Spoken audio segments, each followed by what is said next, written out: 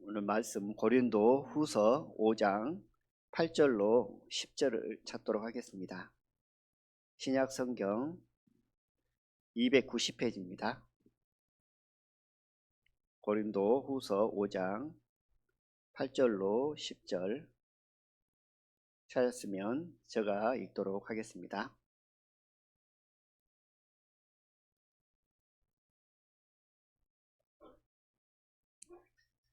제가 읽겠습니다.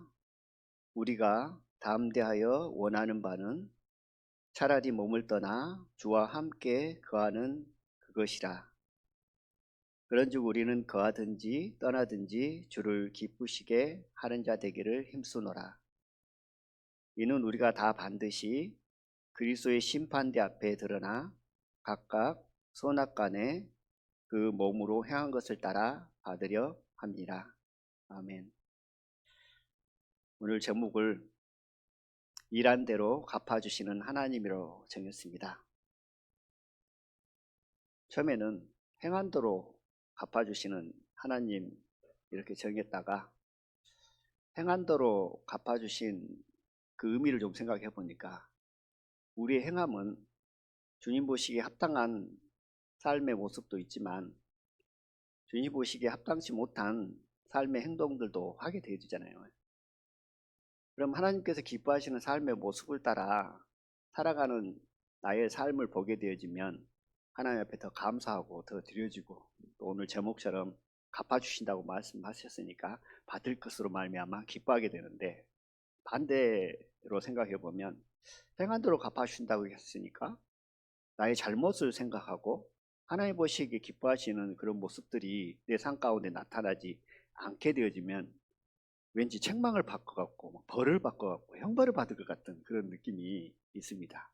물론 그 말씀이 없거나 잘못됐다라는 것보다도 이제 오늘 이 시간에는 책망을 받거나 뭐 어떤 그 형벌을 받거나 뭐 징계를 받는 그런 쪽은 좀 생각을 접어두시고 오늘은 말씀의 제목처럼 일한 대로 갚아주시는 하나님. 그래서 저희 삶 가운데 하나님께 저희들이 드려지는 그 모습을 보고 하나님께서 기뻐하시고 그것을 따라 갚아주신다 하는 믿음으로 오늘 함께 생각하고 오늘 예배가 마친 이후에는 지금보다도 더 하나님께 드려지기에 힘쓰는 저희들이 되기를 원합니다. 일한 대로 갚아주시는 하나님, 그러니까요. 이제 무슨 생각을 해보냐면 저는 좀 어떻게 보면은 저 믿음관으로 보면 좀 이 말씀의 제목이 낯섭니다. 제가 저희 집에 책꽂이에 책들이 좀 있는데요. 그 책들을 쭉 보니까 대부분 하나님의 은혜와 사랑, 그리고 내가 어떻게 하나님께 드려질까, 내 자신을 어떻게 부인하고 하나님께 더 나아갈까, 이런 비슷한 제목들의 책들이 쭉 있습니다. 근데 어제 다시 한번 쭉 보는데 왜 다시 봤냐면 일한 대로 갚아주신 하나님이라는 제목을 가진 그런 비슷한 책이 있는가 이렇게 쭉 봤어요. 한 권도 찾을 수가 없더라고요. 예, 분명 그런 관련된 책들이 많이 있을 겁니다. 근데 왜 저 서랍에는 없냐면 별로 관심이 없었거든요.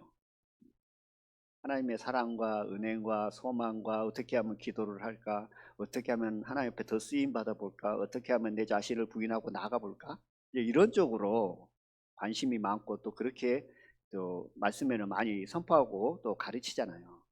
또 그렇게 배움을 받았고 그러다 보니까 일한 대로 갚아주시는 하나님, 뭐 상급에 관한 부분들은 거의 책이 없는 거예요. 그런 모습을 보면서 무슨 생각을 했냐면 방금 이제 분명 성경에는 우리가 읽어봐서 너무나 잘 알겠지만 성경에는 많은 부분을 통해서 우리에게 상급이 있다는 것을 가르쳐 주시잖아요. 그런데도 거기에는 별 관심이 없었던 것 같아요. 그런데 오늘은 좀 하나님께서 일한 대로 갚아주신다, 상급이 있고 상이 있고 면류관이 있다, 이런 부분들을 저희들이 믿음으로 더 받고, 물론 몰라서가 아닙니다. 물론 믿지 않아서가 아닙니다. 마음 가운데 믿음으로 받고 우리의 삶의 행함의 순종의 동기가 하나님의 의대도 있지만 우리가 하나님 앞에 상급을 받는다는 그런 기쁨과 감사함으로 드려진다면 저희들의 삶이 주님으로 말미암아 더 하나님께 감사하고 하나님께 영광을 돌릴 수 있다라는 생각을 해봅니다. 그래서 먼저 무엇을 생각해 보고 싶냐면 저희들이 방금 읽었던 구절에 나와 있는 것처럼 주를 기쁘시게 하는 자 되기를 힘쓰노라 그랬습니다. 주를 기쁘시게 하는 자 되기를 힘쓰는 이유를 먼저 좀 생각해 보겠습니다. 어떻게 보면 아주 기본적인 것이면서 어떻게 보면 당연한 건데 이제 저희들이 주님 앞에 더 나아가고 저희들이 이 세상의 삶의 목적이 무엇인가를 다시금 확인하기 위해서는 이 부분을 좀 다시 확인하고 살펴봐야 되겠다는 생각이 들었습니다. 주를 기쁘시는 자 되기를 힘쓴다. 하나님의 기쁨을 위해 저희들이 살아가는 거잖아요. 그러면 이 세상에 살면서 하나님의 기쁨을 위해 살아가는 삶의 목적과 이유가 뭐냐라는 겁니다. 그것은 너무나 당연한 거고 또 저희들이 너무나 잘 알고 있는 것처럼 저희들을 은혜로 구원하신 거잖아요. 값없이 의롭다함을 얻었기에 너무나 큰 은혜를 입었습니다. 그러기에 저희들이 어떻게 하면 하나님을 기쁘시게 할까 하는 마음이잖아요. 오늘 찬양의 가사의 내용처럼 하나님께서 저희들을 너무나 사랑하셨어요. 사랑하셨기에 어떤 거죠? 어떻게 하면 하나님을 사랑할까? 하나님을 사랑한다면 내가 사랑하는 그분이 내가 무엇을 해야지 하나님께서 기뻐하실까? 이건 자동적인 원리잖아요. 그렇기 때문에 저희들은 하나님을 어떻게 하면 기쁘게 할까 하는 마음으로 저희들의 삶의 목적이 구원받기 전에는 그렇지 않았지만 구원받고 난 이후에 또 하나님을 알아가면 알아갈수록 그 마음이 강해지고 커지는 거잖아요. 우리가 죄인 되었을 때 어떻게 해요? 예수님께서 우리를 위하여서 십자가에 죽으셨습니다. 그 놀라운 사랑과 은혜를 알기에 저희들은 그 큰 은혜와 사랑을 받았기에 어떻게 하면 하나님을 기쁘게 하시지? 이유잖아요. 저희들의 삶의 목적이. 그리고 또 고린도 전서 6장 20절에 보면 너희는 너희 것이 아니다. 값으로 산 것이 됐다.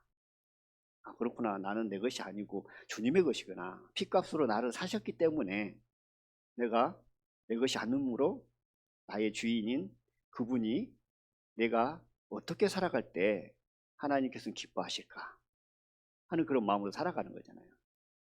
하나님의 기쁘심이 곧 나의 기쁨이기도 합니다. 왜냐하면 내가 사랑하는 그분이 기뻐하니까 내가 기쁜 거잖아요. 이 두 가지 원리가 서로 상호 연결이 돼가지고 하나님이 기뻐하시면 나도 기쁘고, 왜냐하면 하나님을 사랑하고 하나님의 기쁨을 위해 살아가는 것이 삶의 목적입니다.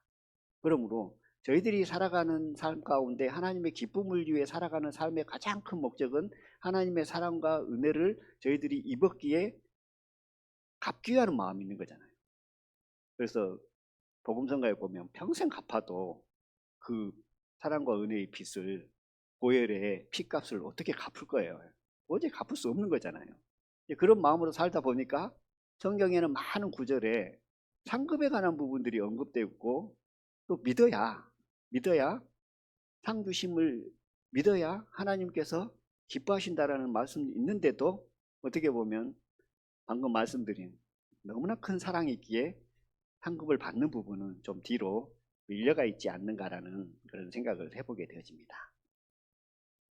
근데 오늘 찾은 말씀의 본문 내용에 보면 9절에 주를 기쁘시게 하는 자 되기를 힘쓰노라 그 이후에 10절 다시 한번 읽어보겠습니다. 이는 우리가 다 반드시 그리스도의 심판대 앞에 드러나 각각 선악간에 그 몸으로 행한 것을 따라 받으려 함이라. 지금까지 말씀드리는 것은 하나님의 사랑과 은혜가 너무 크니까 하나님의 기쁨을 위해 우리의 삶의 목적을 가지고 드려지는 거잖아요. 근데 이 말씀을 보니까 어떤 말씀으로 우리에게 교훈하냐면 그 몸으로 행한 것을 따라 받으려고 하나님의 기쁨을 위해 하나님의 말씀에 순종하고 하나님의 기쁨을 위해 우리가 행하는 삶을 산다라고 말씀을 하고 있습니다. 우리의 삶의 목적이 이제 두 가지가 된 거죠. 하나님을 기쁘시게 하는 삶의 목적이 두 가지입니다. 하나는 너무 큰 사랑을 입었기에, 또 하나는 행한 대로 갚아주신다는 그 말씀을 믿고 저희들이 상급을 받을 것에 감사함으로 살아가는 삶의 목적이 되어지는 거죠. 그렇기 때문에 저희들은 분명 하나님께서 방금 읽었던 말씀처럼 행한 것을 따라 받으려고, 하나님께서 행한 것을 따라 주신다라는 것입니다. 여기서 그러면 이제 받으려 함이라 그랬습니다. 이제 받는다는 것은 무엇을 받는가?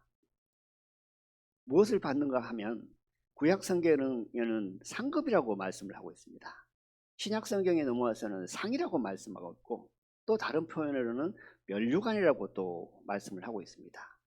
면류관이라는 그 말씀의 구절들이 신약 성경에 한 6번, 7번 정도 나오더라고요. 그래서 면류관의 어떤 종류들이 나오게 되어지고, 어떤 일을 주님 안에서 행함을 따라서 면류관을 받는 종류가 달라지는 것을 보게 되어집니다. 그리고 베드로 전서에 보면 이렇게 말씀을 합니다. 너희 믿음의 시련이 불로 연단하여도 없어질 것보다 더 귀하여 예수 그리스도에 나타나실 때에 칭찬과 영광과 존귀를 얻게 하려 함이라 그랬습니다. 예수 그리스도께서 나타나실 때 너에게 칭찬과 영광과 존귀를 얻게 하려고 작정하고 계획하셨다는 겁니다. 그런데 칭찬과 영광과 존귀를 누구에게 주냐? 하나님의 기쁨을 위해 살아갔던 그리스도인들에게 하나님께서 주신다고 말씀을 하고 있습니다. 그러기에 이제 다시 좀 반복이 되지만 저희들이 하나님의 기쁨을 위해 살아가는 삶의 목적, 하나님의 사랑과 너무 큰 은혜를 입었고, 또 값없이 의롭다함을 얻었고, 또 죽을 수밖에 없었던 죄인, 본질상 진노했던 우리, 흑암의 권세에 있었던 저희들을 건져서 구원하셨잖아요. 사랑의 아들의 나라로 옮겨주잖아요. 그렇게 너무 크니까 어떻게 하면 우리가 하나님을 기쁘게 하실까? 또 다른 측면은 또 행한 것들을 따라 갚아주신다고 하셨으니까 그것이 동기가 되어져 하나님께 드려지는 것을 봅니다. 이 두 가지를 좀 생각해 볼 때 실상 그렇습니다. 하나님의 은혜를 빼버리고 나는 하나님을 기쁘시게 하는 삶의 목적이 상을 받기 위함이야 라고 한 가지만 고집하고 살아간다면 좀 뭔가가 좀 어색하기도 하고 좀 뭔가가 좀 불안전한 것 같잖아요. 자기 이기주의적인 어떤 그런 게 있는 것 같아요. 그렇게 큰 은혜를 받았으면서도 그 큰 은혜는 내두고 나는 하나님을 위해서 살아가는데, 하나님의 기쁨을 위해 살아가는데 상 받기 위해서 그런 거야. 그러면서 그 부분만 생각하고 간다면 좀 안 맞는 것 같습니다. 그렇다고 해서 상 받는 부분들은 뭐 어떤 사람은 또 그랬다고 합니다. 성경에 분명히 많은 구절을 통해서 우리 교훈하는데 상은 없는 거야 라고 또 이렇게 얘기한 목사도 있다고 해요. 그러나 성경을 통해서 저희들이 너무나 잘 알고 있는 것처럼 두 가지를 다 가지고 있어야 된다. 그러나 우리의 본질적인 비중으로 따지면 큰 마음은 우리가 삶을 살아가는 데 있어서 하나님의 기쁨을 위해 살아가는 삶의 목적은 하나님의 사랑입니다. 꼭 뭐 상을 받으려고 우리가 막 행하는 건 아니잖아요. 그렇기 때문에 첫 번째는 하나님의 은혜와 사랑이 너무 커서 하나님을 사랑함으로 말미암아 순종하고 우리가 하나님께 드려지는 거죠. 은혜를 갚기 위해서. 그러면 하나님께서 우리의 행함을 보시고 하나님께서 기뻐하심으로 말미암아 우리에게 상급을 주심을 믿고 나가는 것이 그리스도인이 품어야 할 마음의 자세다라는 생각을 해보게 되어집니다.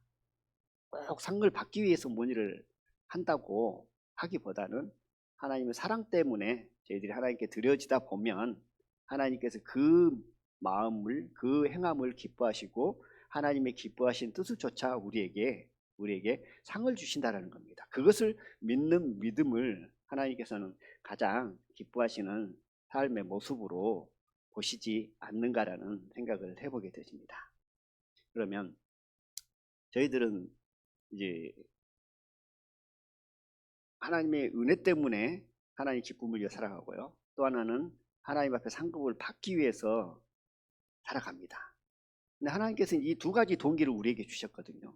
이 두 가지 동기를 우리에게 주신 이유가 뭐라고 생각이 들어지냐면, 우리들에게, 하나님의 자녀들에게 이 세상, 이 육신의 눈에 보이는 것을 따라서 살아가지 말고 영원한 것을 쫓아서 그것을 바라보고 소망하며 살아가라고, 그런 동기들을 우리에게 주신 것 같습니다.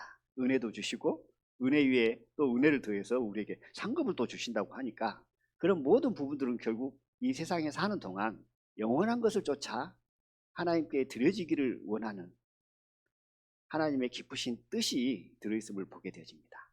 그러므로 이 두 가지 다 붙들어도 되고 또 한쪽만 붙들어도 되고 이쪽에 붙들어도 됩니다. 근데 중요한 것은 뭐냐면, 어떻게 하면 이 세상에 눈에 보이는 것을 따라 살지 않고 영원한 주님의 것, 하늘의 것을 바라보고 소망하며 살아갈까 하는 마음으로 저희들이 주님 앞에 나오고 이 세상을 산다면 하나님께서 기뻐하시라고 믿습니다. 그에 따라서 말씀을 좀 찾아보겠습니다. 마태복음 6장입니다. 마태복음 6장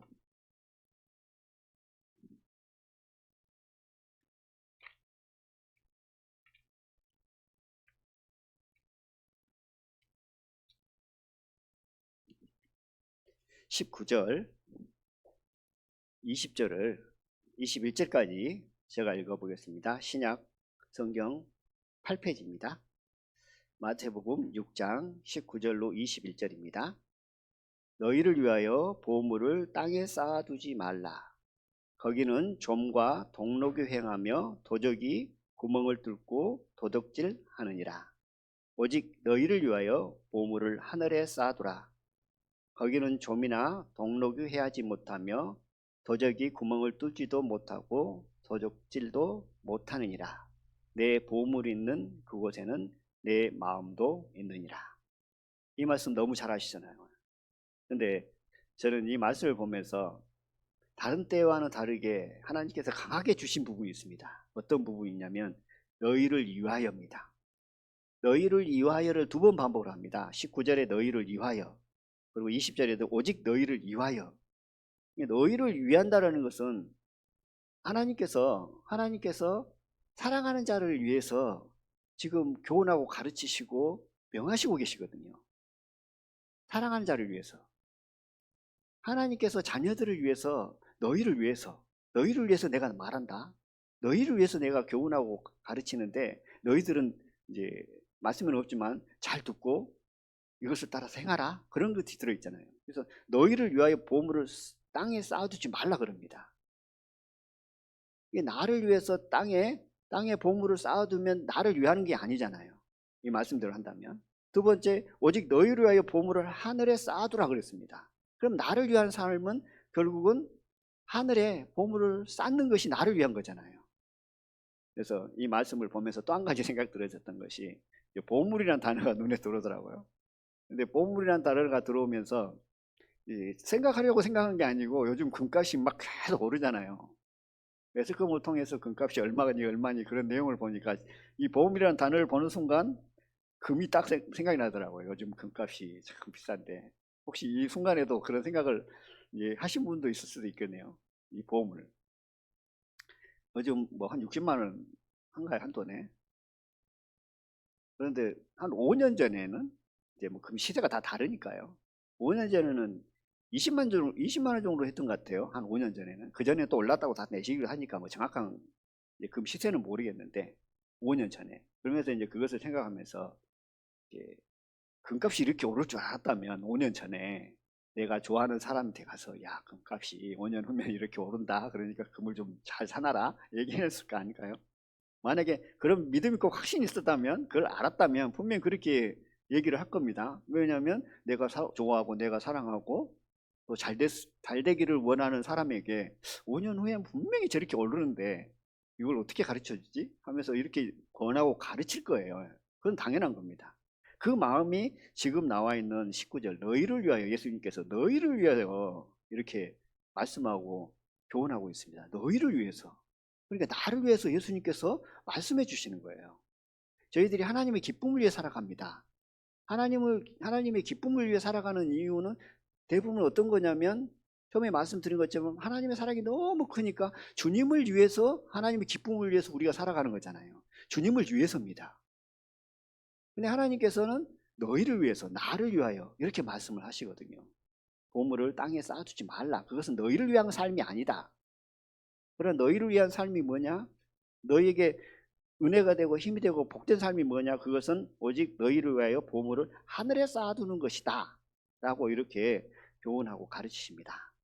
이제 금을 잠깐 비유로 말씀드렸는데, 정말 내가 사랑하고 좋아하고 잘 됐으면 좋겠는 사람을 향해서 금값이 5년 후에 오른다면 5년 전에 분명히 얘기를 했을 겁니다.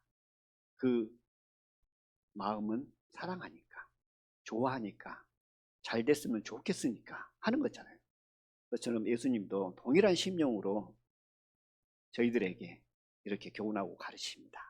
이 말씀을 통해서 저희들이 좀 더 생각해 볼 것이 뭐냐면, 결국 이거는 뭐냐면 보이는 것과 잠시 잠깐 있다 없어질 것과 보이지 않는 것과 영원한 것의 어떤 비유잖아요.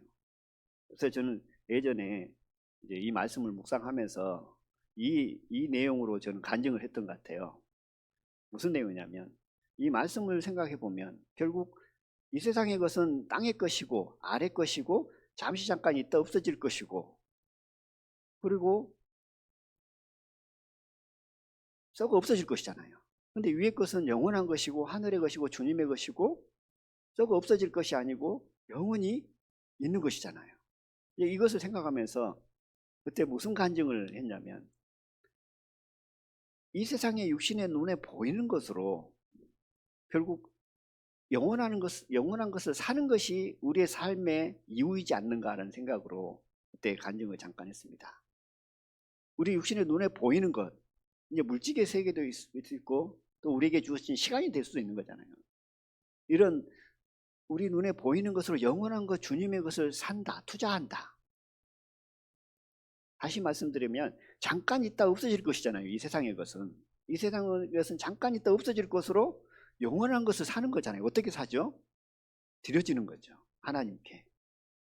성도를 사랑하는 마음으로 물질을 드리고 시간을 드리고, 또 복음을 전하기 위해서 물질과 시간을 드리고 마음을 드리는 것.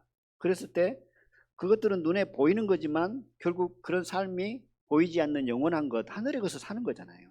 땅에 있는 것을 투자함으로 영원한 것, 하늘에 있는 것을 삽니다. 잠시 잠깐 있다 없어질 것, 썩어질 것을 투자함으로 결국은 썩지 아니한 주님의 것, 하늘의 것, 영원한 것을 사는 거죠. 영원한 것을 사라고 계속 하나님께서는 저희들에게 방금 읽었던 본문의 말씀 내용처럼 너희를 위해서 보물을 하늘에 쌓아두라고 말씀합니다.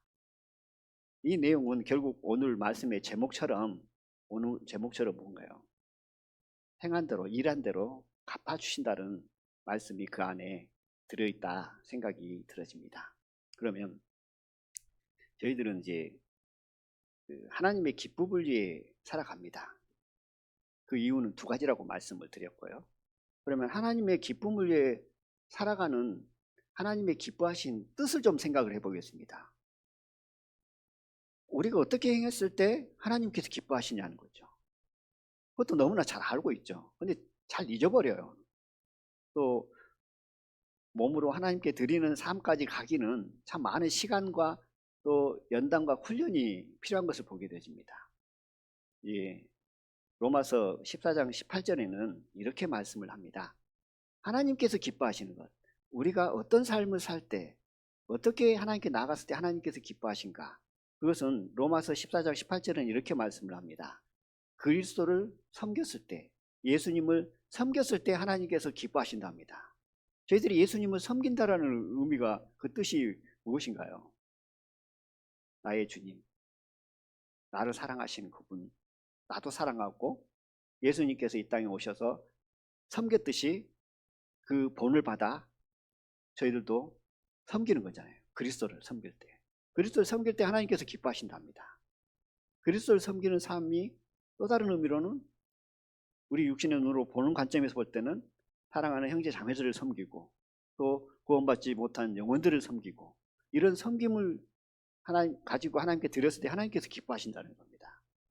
그리고 데살로니가전서 2장 4절에는 저희들이 구원받지 못한 영혼들에게 잃어버린 영혼들에게 복음을 전했을 때 하나님께서는 또 기뻐하신답니다. 그리고 또 이렇게 말씀합니다. 히브리서 11장 6절에는 믿음이 있었을 때 믿음을 가지고 살았을 때 하나님께서는 기뻐하신답니다.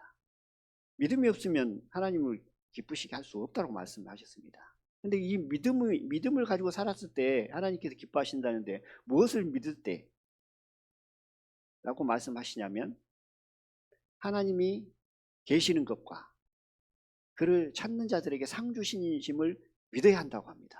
이 믿음을 가지고 하나님 앞에 나왔을 때 하나님께서는 기뻐하신다라고 말씀을 하고 있습니다. 또 시편 69편에 보면 하나님이 기뻐하시는 가장 큰 것 중에 하나인데 저희들이 찬송을 드리고 또 하나님 앞에 감사하고 또 하나님께 영광을 돌리면 그 모습을 보고 하나님께서 기뻐하신다는 겁니다. 근데 하나님께서 기뻐하신다 그러면 하나님이 기쁨이 우리의 기쁨인 거잖아요. 하나님을 기쁘시게 하는 이유는 하나님의 사랑이 너무 크니까 기쁘게 하는 우리의 삶이 들어집니다. 또 하나의 측면은 뭐였죠? 하나님께서 행한 대로 갚아주신다 그랬잖아요. 일한 대로 갚아주신다 그랬잖아요. 하나님께 찬양을 하고 하나님 앞에 감사를 하고 하나님께 영광을 돌리면 하나님께서는 그 행한 것을 따라서 그대로 갚아주신다는 겁니다. 이 부분을 생각해 보면 참 뭐 하나님을 저 같은 피조물이 어리석은 사람이 어떻게 다 이해할 수 있겠어요? 이해할 수 없습니다. 이해할 수 없는데 하나님께서 주신 은혜도 큰데 그것도 평생 열심히 살아도 다 갚지도 못하겠는데 하나님께 감사 찬양 드리고 하나님께 영광을 드리고 복음을 전하게 되어지고 또 그리스도를 섬기듯 형제 자매를 또 구원받지 못한 영혼들을 섬기면 그것을 따라 하나님께서 그대로 갚아주신다고 하니 어떤 측면을 보면 사람의 관점으로 보면 내 자신의 기준을 보면 좀 이해가 안 돼요. 하나님 전지전능한 그분을 어떻게 제가 이해하겠습니까만 근데 하나님께서 그렇게 하시겠다고 하니까 어째요? 감사함으로 받을 뿐이죠. 저희들은 믿을 뿐입니다. 믿음으로 말미암아 더욱 우리 심령 안에 기쁨이 있고 감사가 있고 평강이 있는 것을 보게 되어집니다. 히브리서 11장을 좀 찾아보겠습니다.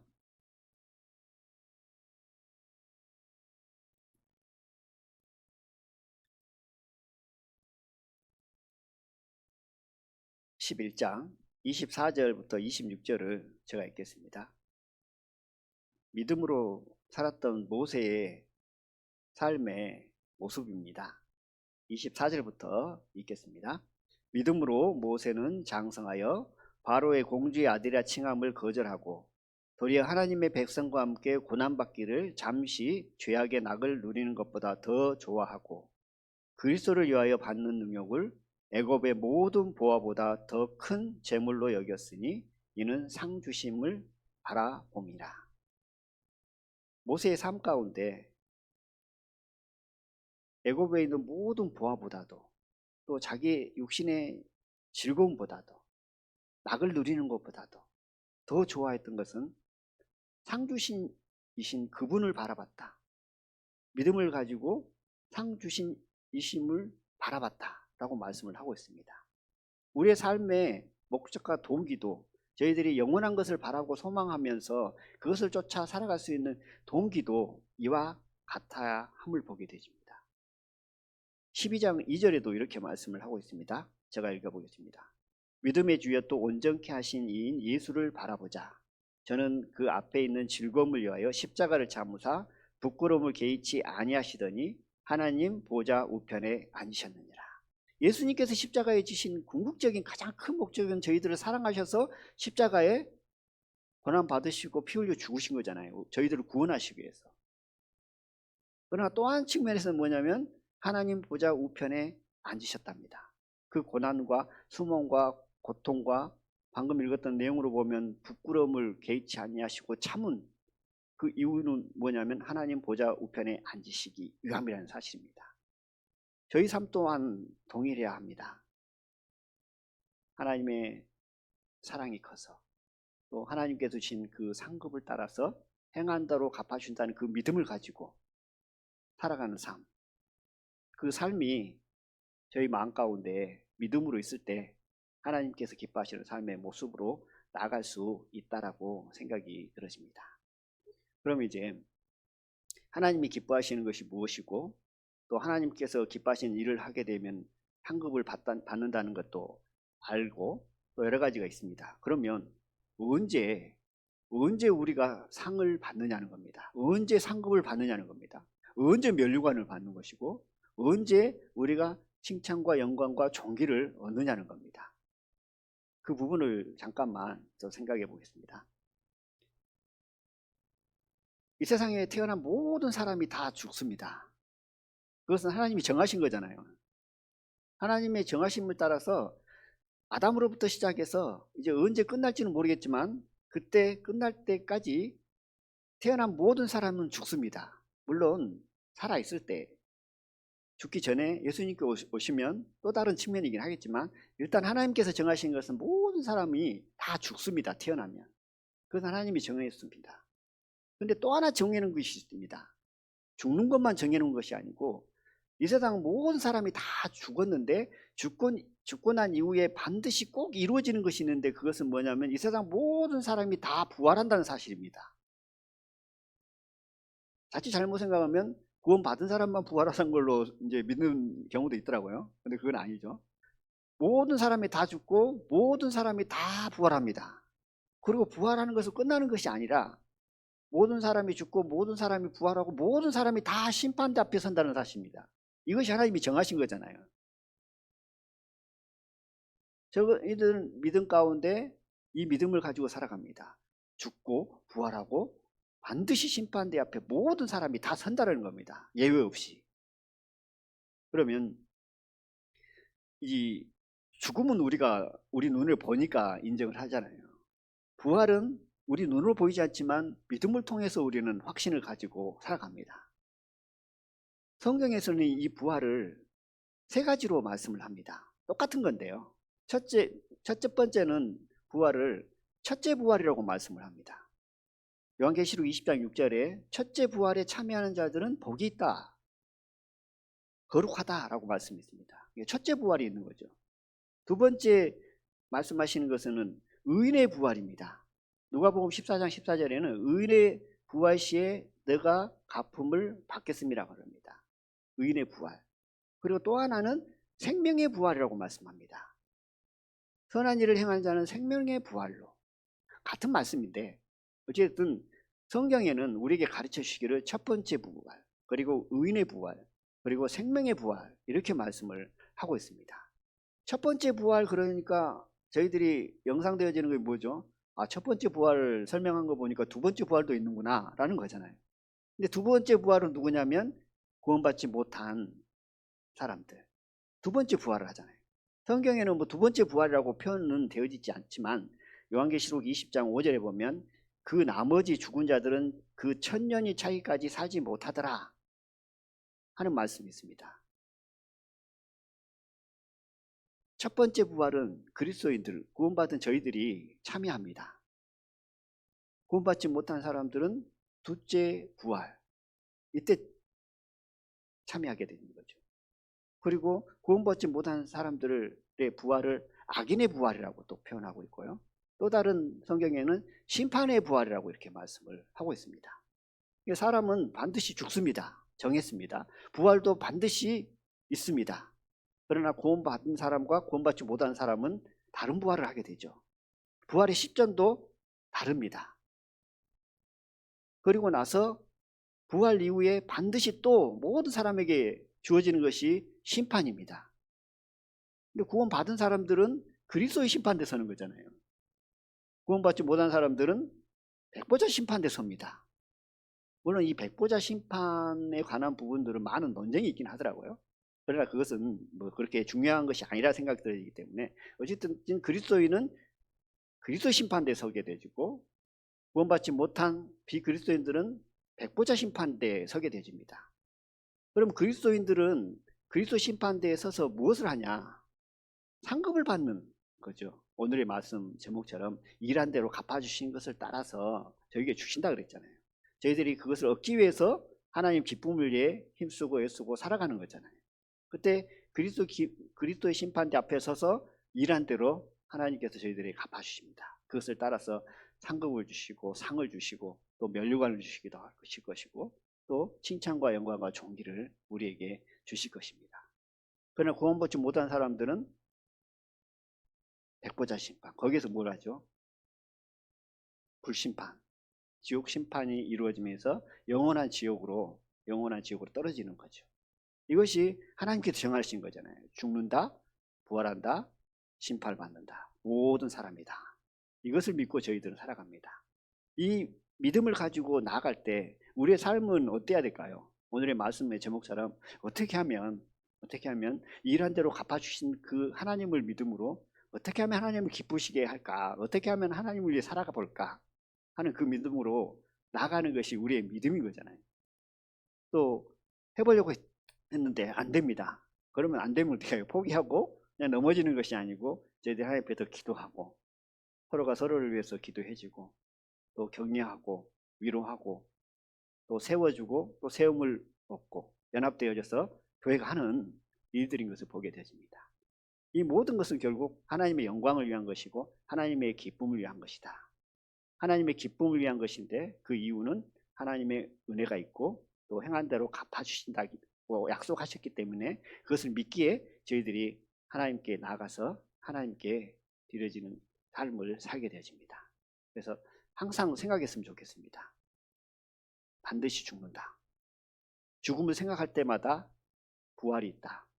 그리고 부활 이후에 심판이 있다. 이 사실을 저희들이 생각하고 또 그 믿음으로 나간다면 저희들의 삶은 더 하나님 앞에 나아가게 되고 어떻게 하면 하나님의 기쁨을 위해 살아갈까 하는 마음으로 또 간절한 마음으로 하나님께 더 드려질 수 있다라는 그런 생각을 해봅니다. 또 한 가지는 이제 받으려 함이라는 부분이 있습니다. 받는다는 것은 상급을 의미하고 있다는 것을 저희들이 믿고 있잖아요. 그러면 이 상급을 받는데 이제 하나님의 기쁨을 위해서 하나님께 드려지면 상급을 받는 거잖아요. 근데 저희는 이제 여기서 좀 생각해 봐야 될 것이 이제 믿음이 있으면 그 믿음, 이제 좀 구체적으로 표현하면 아는 것이 곧 뭐냐면 상급이라는 착각을 가진 경우가 가끔 있더라고요. 믿음과 행함은 다른 거잖아요. 근데 여기서 믿으면 상급을 준다고 말씀하신 것이 아니라 행하면 상급을 주신다고 했거든요. 근데 믿으니까 상급을 받는다라는 오해를 하는 경우가 가끔 있는 것을 봅니다. 그리스도 안에서는, 주님 안에서는 이 믿는다라는 것이 너무 귀하고 값집니다. 믿는다는 것을 약화시키고 그것이 아무것도 아니다라고 말씀드리는 것이 아니라 우리는 믿음으로 시작했습니다. 저희들이 구원받은 것이 믿음으로 된 거잖아요. 믿음 없이 우리가 어떻게 구원을 받고 하나님의 자녀가 돼요? 이것은 너무 놀라운 것이고 너무나 크고 값진 것이죠. 그러나 믿음만 가지고는 우리가 상급으로 연결되지 않는다. 뭐가 따라야 되냐면 행함이 따라야 된다는 거죠.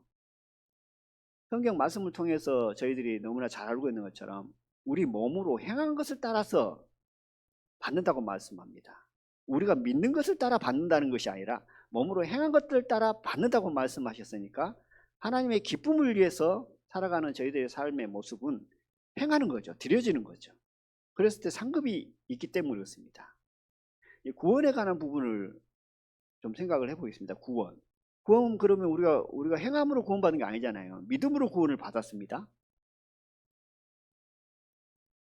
그러면 여기서 열매 맺히려면 뭐가 따라야 되냐면 결국 행함이 따라야 되는 거잖아요. 믿음으로 구원을 받았지만 상급을 받으려면 행함이 따라야 된다는 겁니다. 예수님의 십자가는 저희들을 구원하셨습니다. 저희들의 죄를 사했습니다. 저희들은 그것을 믿고 있습니다. 그러나 상급을 받으려면 예수님의 십자가가 나의 죄를 사했음을 인정하는 것이 끝난 것이 아니고 이제 무엇을 해야 되냐면 십자가를 지고 따라가야 됩니다. 이것이 행함이잖아요. 이랬을 때 하나님께서 우리에게 상으로 보답하시고 우리에게 주신다고 말씀합니다. 십자가의 지심은 우리의 믿음이고 우리를 인정하지만 우리의 행함은 십자가를 지고 따라야 되는 거죠. 그런데 십자가를 지고 따르지는 않고 예수님이 십자가 나를 위해서 죽었다. 놀랍고 대단한 믿음이지만 거기에서 머물러 버리면 결코 하나님의 기쁨을 위해서 살아가는 삶에서는 이제 끝나버리는 거죠. 그리고 수없이 반복돼서 저희들이 교제하고 묵상하는 내용 중에 하나는 예수님이, 주님이 성령으로 우리 안에 오셨잖아요. 예수님이 우리 마음에 오셨습니다. 그것을 인정하고 저희들은 그것을 받고 믿고 살아갑니다. 예수님이 내 마음에 오셨다라는 것을 받고 믿고 인정하고 살아간다고 해서 그 자체가 상급이 되어지는 건 아니죠. 그건 참 놀라운 믿음이지만, 근데 거기에 그치지 않고 주님이 내 마음에 오셨으면 오신 이유가 있잖아요. 주님과 동행하는 삶을 살았을 때, 그랬을 때 하나님께서 기뻐하시고 상급으로 보답하신다는 겁니다. 마음에 오신 것을 인정하고만 살아가는 것이 대단한 이제 삶의 행함의 모습이 아니고, 오셨다면 오신 이유에 따라서 이제 동행하는 삶을 살아야 되겠죠. 또 다른 각도로 생각을 해보겠습니다. 예수님께서 내 안에 오셔서 나의 주인으로 오셨습니다. 우리는 저걸 믿고 인정하잖아요. 그런데 그 믿고 인정하는 것으로 끝나버리면 상급이 우리에게 주어지지 않습니다. 상급이 주어지려면 어디까지 가야 되냐면 주님께 나의 주인, 나의 삶의 주인, 나의 모든 것의 주인, 그것을 인정하면서 끝나는 것이 아니고 그 삶의 주인, 나의 주인, 그분 앞에 겸손히 순종하는 삶을 살았을 때 상급이 있는 거죠. 믿는 것만으로는 안 된다. 하나님의 기쁨과 하나님의 영광과 상급을 위해서는 그 믿음을 따라서 믿음이 왔다면 이제 하나님 앞에 나가서 순종하고 동행하고 십자가를 지고 따랐을 때 하나님께서는 저희들에게 보상해 주신다. 상으로, 면류관으로, 칭찬과 영광과 존귀로 주시는 것을 봅니다. 그러므로 저희들이 이 세상을 사는 날 동안 오직 하나님의 기쁨을 위해 살아갔고 또 기쁨을 위해 살아갔을 때 하나님께서 저희들에게 상급으로, 상으로 보답해 준다는 그 믿음을 가지고 나갔으면 너무나 좋겠습니다. 하나님의 은혜가 너무 커서, 하나님의 사랑이 너무 커서 사람들이 볼 때는 별것 아닌 것에 집중해서 하는 부분들로 감사하지만 또 한편으로는 별것 아닌 일을 하는데도 하나님께서는 이것을 상으로, 면류관으로, 칭찬으로 보답해 주신다는 그 믿음, 두 가지 다 갖고 있으면 얼마나 그 하나님의 자녀 마음 가운데 기쁨과 감사가 있겠어요.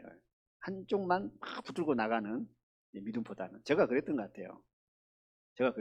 한쪽만 뭐 상급이 뭐 그리 중요하냐. 이것도 큰데, 구원받아서 천국 간 것만으로도 큰데 상급이 뭐 그리 중요하냐. 그렇지만 성경을 보면 볼수록 상급이라는 내용, 면류관이라는 내용 너무 많이 나옵니다. 근데 그 말씀을 통해서 저희들에게 교훈하시는 것은 결국은 이거든 저거든 영원한 것을 쫓아서 나가기를 원하는, 영원한 것을 소망하면서 나가기를 원하는 하나님의 깊으신 뜻이 있다라고 생각이 들었습니다. 그래서 하나님의 은혜에 감사함으로 저희들이 헌신하고 또 이 헌신은 결코 헛되지 아니함을 알기에 하나님께 더 드려지는 저희들의 삶이 되었으면 좋겠습니다. 이상 마치고 오늘 성찬식이 있기 때문에 관련된 말씀 읽고 성찬식 하도록 하겠습니다. 고린도전서 11장입니다.